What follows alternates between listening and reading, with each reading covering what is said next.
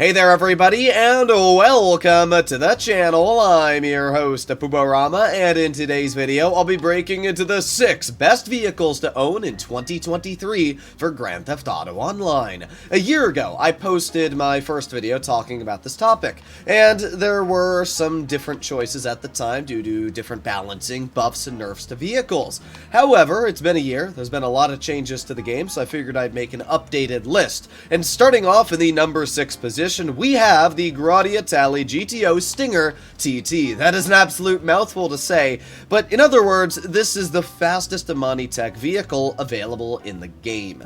Amani Tech cars are absolutely fantastic for a vast amount of reasons. First of all, they feature amazing survivability because of the fact that you can't lock onto them with homing missiles. That's insane. So we can see here that I'm aiming a homing launcher at this vehicle and it gets no lock on whatsoever. That's great. Add that into the fact that this vehicle can survive 6 sticky bombs, 6 RPGs, and 12 homing missiles, and yeah, that is really dang impressive. Now, there are Amani Tech vehicles available that can survive more explosions than this vehicle. For example, the Ocelot Virtue and Obey Ominous EGT survive upwards of 10 to 12 RPGs, and sticky bombs double in some cases. So why do I pick this car more? And it's for one simple reason: speed is key. This is the fastest Amani Tech vehicle available in the game, going at an absolutely redonkulous top speed close to the Ocelot Pariah at 132 miles per hour. Playing on PC like myself that doesn't have access to HSW vehicles allows this to be ridiculously fast. And don't worry, if you're playing on next-gen consoles, this can also get an HSW upgrade. It is by far the fastest Amani Tech vehicle available in the game. Not only does this vehicle have speed, but it still has that great protection. It does feature slick mines, which is really nice. That means if somebody is trying to chase you, not only are they going to have an incredibly hard time keeping up, but then they're also going to be dealing with slick mines being spammed.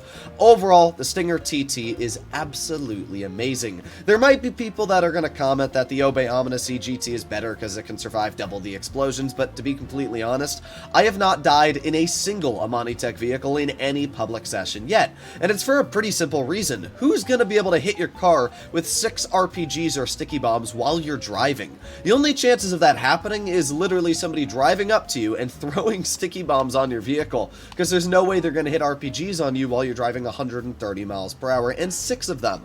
That's why I don't even really consider the explosion resistance to be all that impressive once you can't be locked on by homing missiles and you can already survive 12 to begin with. So at the end of the day, this is an absolutely fantastic Amani Tech vehicle. It's fast, it's got great protection, and I would highly suggest to pick it up. In the number 5 slot, we have the Toreador, an absolutely stunning looking sports classic, but not only does it look amazing, but behind this stylish exterior, it packs quite a punch on not only survivability, but offensive capabilities. First of all, the Toreador is quite fast. It features a rocket boost, and it recharges incredibly fast, allowing you to essentially spam it wherever you're going and have ridiculously insane acceleration. Using this rocket boost, the Toreador can average around 140 miles per hour.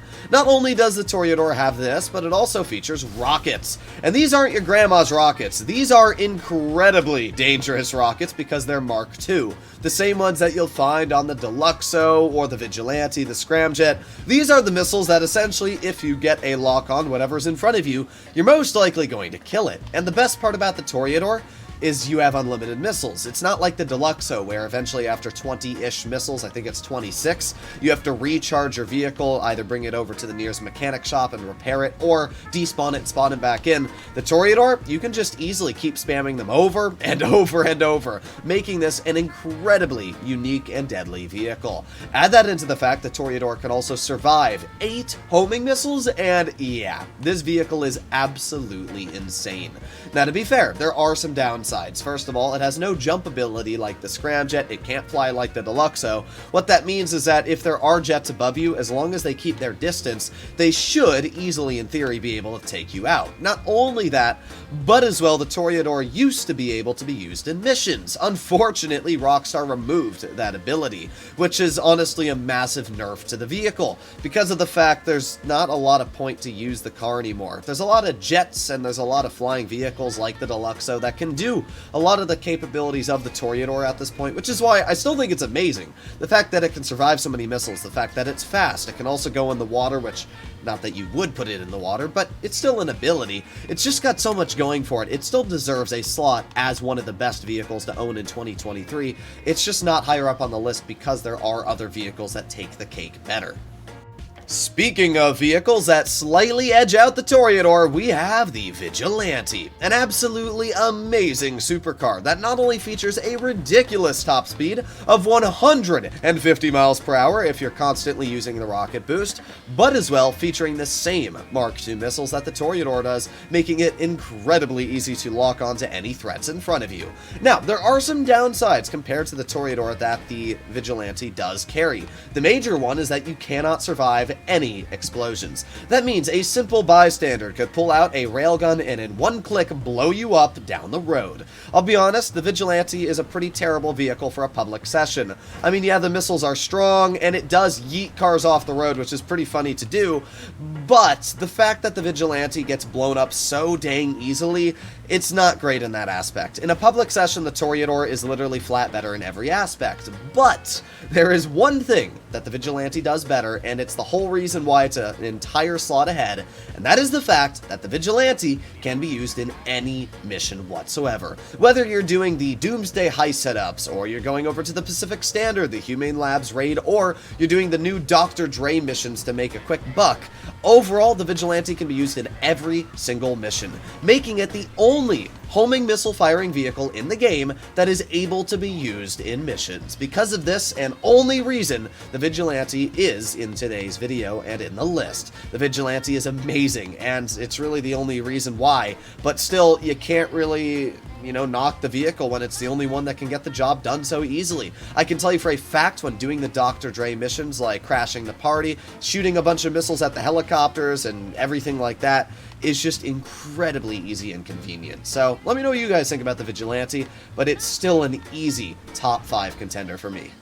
Up next, we have the Future Shock ZR380, a vehicle that I actually believe is incredibly underrated, and I actually regret not putting in my original top 6 list. The ZR380 is amazing for numerous reasons. First of all, the entire front glass is completely bulletproof. Now, this is only the case for the Future Shock, so make sure, if you end up purchasing this car, you do get the Future Shock variant. So that's the first thing. It does have very, very nice frontal protection. Nobody can shoot at you. It's not like an Amani Tech vehicle where your glass breaks eventually. You can just keep shooting and shooting and shooting. Doesn't matter if you pull out a minigun. You will never cut through the front panel on this vehicle.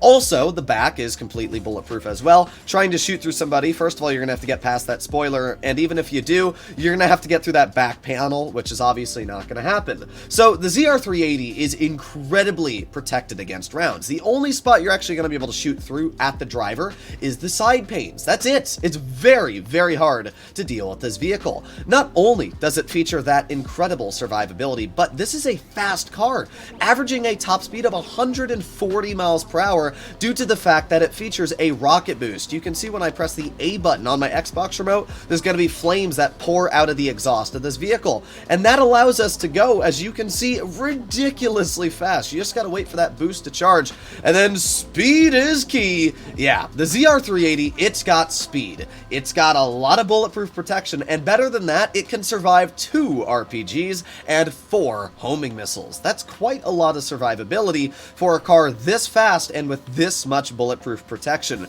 It's really the only vehicle in the game that features not only Kuruma-like protection on the front and back, but as well explosion resistance, which is actually really dang impressive. The car is also really fast, as we were talking about, plus it can also drop mines, which is really, really nice. You can see I've got slick mines on my vehicle. Actually, no, those aren't slick mines, those are EMP mines. EMP mines are actually pretty cool. They allow you to stun any vehicle behind you.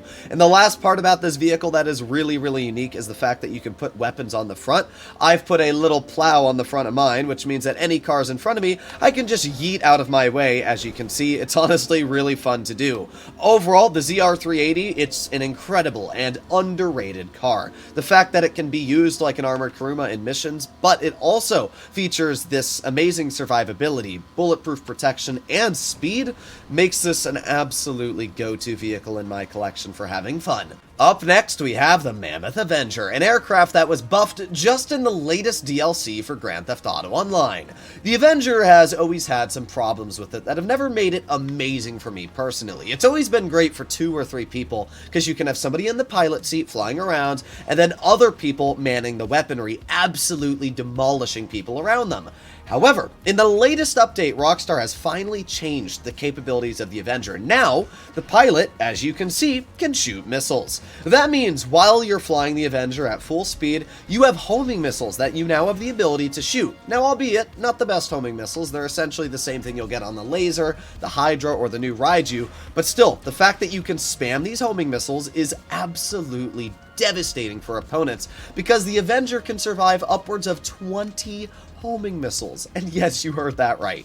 The Avenger is a freaking tank, and essentially nothing's going to take you out of the skies. Even a jet using an explosive cannon on you is going to be taking multiple strafes, multiple runs to keep shooting and shooting at you, and while that's going on, they're going to have to be dodging homing missiles you're shooting at them. Even without the homing missiles, you still feature an incredibly deadly machine gun that makes this an absolute go-to.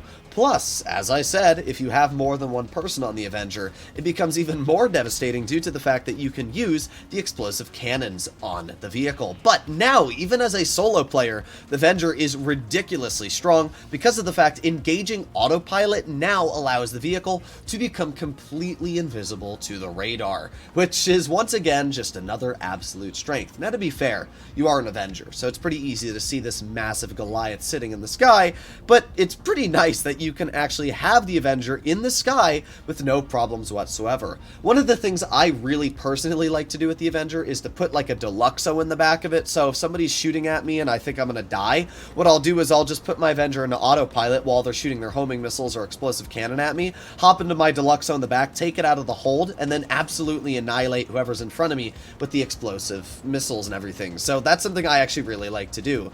The final really cool thing about the Avenger is this, the thruster that it comes with. This thruster is amazing for 2 reasons. First of all, it is completely missile proof, and I'm not joking. If you're flying at max speed with the thruster, you will not be blown up by a single missile. I'm not sure if it's a bug right now and Rockstar's gonna fix it or not, but it's completely missile proof. Not only that, but the thruster can be put back into the Avenger's hold whenever you want, making it the only thing that can actually get back inside the Avenger. It would be nice if Rockstar made it so that the Deluxo and the Oppressor Mark II could go inside of the Avenger while it was flying, but right now it appears that the thruster is the only vehicle. But still, these are some absolutely amazing attributes and allows the Avenger to easily come into 2nd place. And finally, to finish off today's video, we have the Sparrow. A vehicle that was always going to make 1st place, no matter how many years in the future it is, unless Rockstar invents the Sparrow Mark II, this will always be my #1 go-to for multiple reasons. First of all, going to services and going to Kosatka to spawn in your Sparrow takes a whole matter of about 5 seconds. It's an instantaneous spawn, and it spawns wherever you are instantly next to you. If you're on the top of Mount Chiliad, easily you'll get a Sparrow right next to you. You can't even call it a car on the top of Mount Chiliad, yet you can get a helicopter there right next to you? Yeah, that's amazing. So that's the first thing about the Sparrow. That's incredible. The second thing is that it features flares, which means anybody shooting missiles at you is going to have a very, very hard time hitting when you can easily just launch flares constantly over and over and over. Not only does the Sparrow feature flares, but it also features missiles, and these are the non-stop firing missiles. They're not your crappy missiles. You can just keep shooting over and over and over. So the Sparrow has great weaponry. It's got great defensive capabilities due to the flares, and I should also mention it's the fastest flying helicopter currently in the game at 165 miles per hour. There's a lot of people out there that think the Kanata is the fastest flying helicopter, and you would actually be mistaken. The Kanata is not the fastest. It's close, but it's definitely not as fast as the Sparrow. Overall, the Sparrow is amazing, and the final things to add are, even when it gets blown up, you never have to call MMI, because it's not technically a personal vehicle, and you don't have to pay for anything. It just instantly goes back into your moon pool. So for example, if I were to jump out of my Sparrow very quickly and we just parachute to the ground and we let our Sparrow blow up, which I guess it's actually going to take a little bit longer than I expected for it to hit the ground, but while it's blowing up, if we make our way over to services, Kosatka, you'll notice all we have to do as soon as it blows up is wait 2 minutes to call it back in. It's just that easy. Overall, hopefully you enjoyed today's list. These are my top 6 picks for the best vehicles available in Grand Theft Auto Online for 2023. Hopefully you enjoyed it, and I'll see you in the next one. Let me know what you think in the comments. Bye-bye.